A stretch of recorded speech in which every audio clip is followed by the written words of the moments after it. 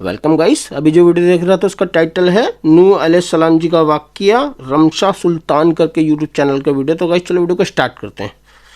नूह अलैहिस्सलाम, वालेकुम मेरा नाम अस्सलाम रमशा सुल्तान है। वरहमतुल्लाहि। प्रॉफिट सीरीज में आज हम नूह अलैहिस्सलाम का वाकया सुनेंगे। नूह अलैहिस्सलाम अल्लाह के ऐसे पैगंबर थे जो तकरीबन 950 साल जिंदा रहे और अल्लाह की तरफ लोगों को दावत दी। अगर आपको प्रॉफिट सीरीज में इंटरेस्ट है तो प्लीज मेरे चैनल को सब्सक्राइब कर देना। चलिए शुरू करते हैं with the real life story of prophet नूह अलैहिस्सलाम। रियल स्टोरी है, रियल लाइफ स्टोरी प्रॉफिट मोहम्मद।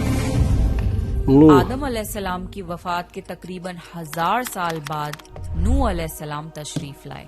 आदम अलैहिस्सलाम के बाद की नस्लें बहुत नेक थीं, पर तकरीबन 1000 साल बाद शैतान ने उन लोगों को बहकाया कि कुछ नेक और बुजुर्ग लोगों को याद रखने के लिए उनके बुत बना लो। तो लोगों ने कुछ बुजुर्गों को इज्जत देने के लिए उनके बुत बना लिए।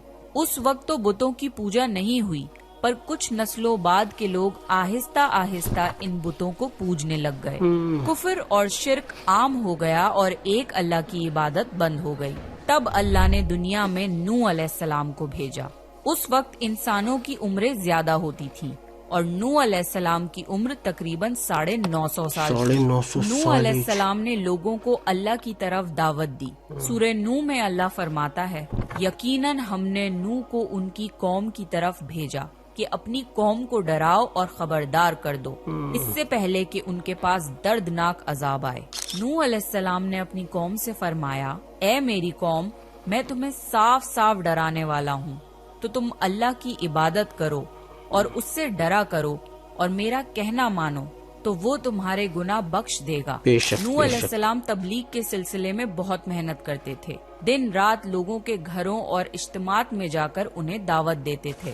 नूह अलैहिस्सलाम लोगों को प्राइवेटली और पब्लिकली समझाते, यहाँ तक कि उन्हें ये करते करते 950 साल गुजर गए, पर सिर्फ चंद लोगों के सिवा कोई ईमान नहीं लाया। नूह अलैहिस्सलाम की कौम उनका मजाक बनाती थी और कहती थी कि अगर तुम सच्चे हो तो जिस अजाब का तुम हमसे वादा करते हो उसको ले आओ। नूह अलैहिस्सलाम की कौम साल दर साल बुराई में आगे बढ़ती गई और नूह अलैहिस्सलाम को परेशान करती रही और कोई ईमान न लाया, सिर्फ कुछ लोगों को छोड़कर।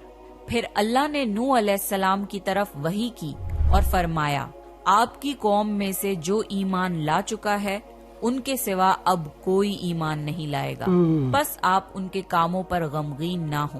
फिर जब अल्लाह ने वही कर दी और उन्हें बता दिया कि अब कोई ईमान नहीं लाएगा, तो वो नाउम्मीद हो गए और अपनी कौम के लिए बद्दुआ की कि ए मेरे परवरदिगार, तू किसी मुनकिर को रूह जमीन में जिंदा ना छोड़ और मोमिन मर्द और औरतों को बख्श दे। नूह अलैहिस्सलाम ने जब अल्लाह को पुकारा तो अल्लाह ने नूह अलैहिस्सलाम को एक बड़ी कश्ती बनाने की वही की, लेकिन नूह अलैहिस्सलाम नहीं जानते थे कि वो इतनी बड़ी कश्ती कैसे बनाएं। तो अल्लाह ने जिब्रील अलैहिस्सलाम को उनकी मदद के लिए भेजा। नूह अलैहिस्सलाम एक पहाड़ पे रहते थे। उनके आसपास दरख्त नहीं थे, ना ही पानी था। उन्होंने बहुत से दरख्त उगाए, फिर उनको काटा और पहाड़ पर बैठ के कश्ती तैयार करते रहे। लोग जब नूह अलैहिस्सलाम को कश्ती बनाते हुए देखते तो उनका बहुत मजाक बनाते और कहते, ये कैसा मजनून है जो पहाड़ पे कश्ती बना रहा है। धीरे धीरे बहुत मेहनत के बाद एक बहुत बड़ी कश्ती तैयार हो गई। एक जगह आता है कि नूह अलैहिस्सलाम ने ये कश्ती 100 साल में तैयार की। इस कश्ती की लंबाई 300 गज, ऊंचाई 30 गज और चौड़ाई 50 गज थी। एक अंदाजे के मुताबिक इस कश्ती की लंबाई 1 किलोमीटर से ज्यादा थी और गहराई 30 हाथ थी। ये कश्ती आम कश्तियों की तरह ऊपर से खुली हुई नहीं थी, बल्कि इसको जैसे नीचे से बंद किया गया था वैसे ही ऊपर से भी बंद किया गया था, ताकि ऊपर से जो बारिश बरसे वो उन्हें नुकसान ना दे। इस कश्ती के 3 फ्लोर्स थे और हर फ्लोर में एक दरवाजा था। अल्लाह ने नूह अलैहिस्सलाम को हुक्म दिया कि मोमिनों को और अपने घर वालों को और जमीन पर बसने वाले तमाम जानवरों का जोड़ा जोड़ा इस कश्ती में सवार कर लो। फिर अल्लाह ने आसमान और जमीन में से पानी खोल दिया और सैलाब आ गया। इस सैलाब ने दुनिया में रहने वाले इंसान और जानवर सबको गर्क कर दिया। तूफान का पानी पहाड़ों से भी ऊपर हो गया और सिर्फ नूह अलैहिस्सलाम की कश्ती इस तूफान में बाकी रही। صرف وہی لوگ اور جانور بچے تھے جو کشتی پر سوار تھے۔ اتنے بڑے نبی ہونے کے باوجود نوح علیہ السلام کا بیٹا کشتی پر نہ آیا۔ نوح علیہ السلام نے اسے پکارا کہ میرے بیٹے اس کشتی میں آ جا اور کافروں کا ساتھی نہ بن، لیکن اس نے کہا کہ میں کسی پہاڑ کی چوٹی پر پناہ لے لوں گا جو مجھے اس پانی سے بچائے گی۔ نوح علیہ السلام نے فرمایا کہ آج اللہ کے حکم سے کچھ بچنے والا نہیں مگر وہی جس پہ اللہ رحم کرے۔ باپ اور بیٹے کے درمیان یہ گفتگو جاری تھی کہ ایک طوفانی موج نے ان کے بیٹے کو غرق کر دیا۔ جب نوح علیہ السلام کے سامنے ان کا بیٹا غرق ہو گیا تو ان کی آنکھوں میں آنسو آ گئے اور وہ پکار اٹھے، اور تو نے مجھ سے وعدہ کیا تھا کہ میرے گھر والوں کو نجات عطا فرمائے گا، اور تو تمام حاکموں میں سے بہتر حاکم ہے، لہٰذا یہ ناممکن ہے کہ تیرا وعدہ پورا نہ ہو۔ اللہ نے فرمایا، اے نوح، وہ تیرے اہل سے نہیں تھا کیونکہ وہ کافر تھا۔ کفر نسب کو ختم کر دیتا ہے۔ اللہ نے نوح علیہ السلام سے فرمایا کہ آپ ہرگز وہ چیز نہ مانگیں جس کا آپ کو علم نہیں۔ نوح علیہ السلام یہ بات سمجھ گئے اور فوراً اللہ سے توبہ کی۔ فرمایا، اے میرے پروردگار، میں تیری ہی پناہ چاہتا ہوں اس بات سے کہ تجھ سے وہ مانگوں جس کا مجھے علم نہیں۔ اگر تو مجھے نہ بخشے گا اور مجھ پر رحم نہ کرے گا تو میں خرابی والوں میں ہو جاؤں گا۔ کشتی نوح علیہ السلام اور ان کے ساتھیوں اور سارے جانوروں کی نسل کو لیے پانی کی تیز لہروں پر بلندی سے چل رہی تھی، مگر زمین پر موجود ہر چیز، انسان، جانور، پرندے غرق ہو چکے تھے۔ ان میں سے کوئی باقی نہیں بچا۔ اگر کوئی بچا تھا تو وہ تھے کشتی والے۔ نوح علیہ السلام اور ان کے ساتھی 6 مہینے تک اس کشتی میں رہے۔ آخر اللہ کے حکم سے طوفان رک گیا۔ اللہ نے زمین کو حکم دیا کہ وہ پانی نگل جائے۔ زمین نے سارا پانی نگل لیا اور زمین خشک ہو گئی اور کشتی پہاڑ پر جا کر ٹھہر گئی۔ اب انہیں حکم ہوا کہ سلامتی کے ساتھ کشتی سے اتر آئیے، آپ سب پر برکت نازل ہوگی اور ان نسلوں پر بھی جو آپ سے پیدا ہوں گی۔ پھر صرف نوح علیہ السلام سے آگے کی نسل شروع ہوئی اور زمین میں ان کی اولاد کے علاوہ کسی اور کی نسل باقی نہ رہی۔ سارے جانوروں کی نسلیں بھی یہیں سے پھر سے پیدا ہوئیں۔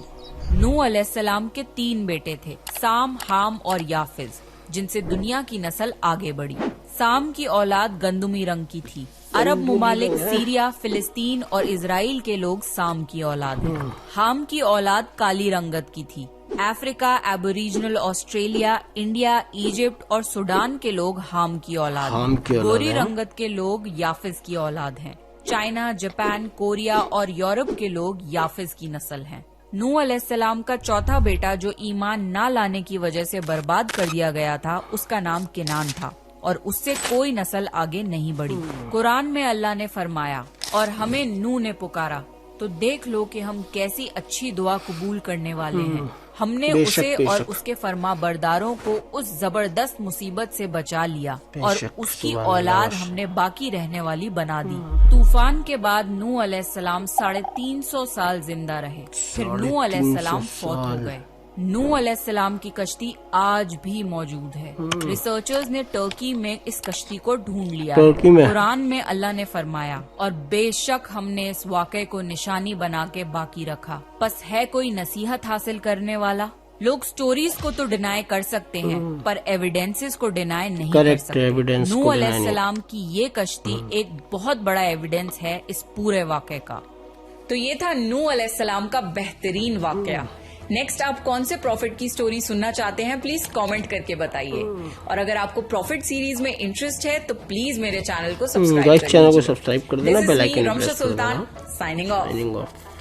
مطلب ان کے خود کا بیٹا نہیں بچ پایا ایک ہے، ان سے بولا بھی کشتی میں آ جاؤ کہ نہیں میں پہاڑ پہ جا کے بچ جاؤں گا وہاں پر۔ بتاؤ اللہ نے کیا، چاروں طرف پانی پانی پانی پانی ہو گیا۔ تو گائس یہی تھا آج کا ویڈیو، امید آپ کو ویڈیو پسند آیا ہوگا۔ ہمارے چینل کو سبسکرائب کر دینا، اوریجنل ویڈیو کا لنک ڈسکرپشن سے لے لینا۔ اللہ حافظ۔